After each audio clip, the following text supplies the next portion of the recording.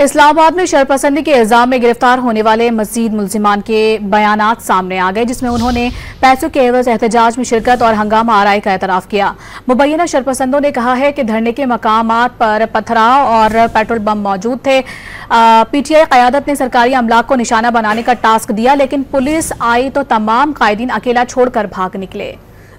10th class student मा प्लार मजदूरी का भी मा तो पीटीआई वेले ता तो मुझे पैसे इधर को मोबाइल वेदर था खलो मुशर लाट से दर नेता अलतबा शान था और वर्काओ तीजे पथरा बोलो कहानी बोलो मुझे रावस्तु से केवल ने मेरे साथ रब्ता किया। मैं फर्स्ट ईयर का स्टूडेंट हूँ। उसने मुझे कहा कि हम आपको 4 या 5 हज़ार रुपये देंगे और आप हमारे साथ चले जाए और वहाँ पे तोड़ फोड़ करके गाड़ियों को मार दे, आग जलाओ करे। डंडे मारना शुरू किया गाड़ियों के ऊपर, फिर पेट्रोल बम के से वो फेंकना शुरू किया। उसके अलावा हमारे जो कायदीन थे उनने कारकुनों को हिदायत दी इनके ऊपर सरकारी मामलात के ऊपर चल जाओ। मेरा पीटीआई वाला लीडर मेरे साथ बात किया, हमारे साथ धरने में जाओ।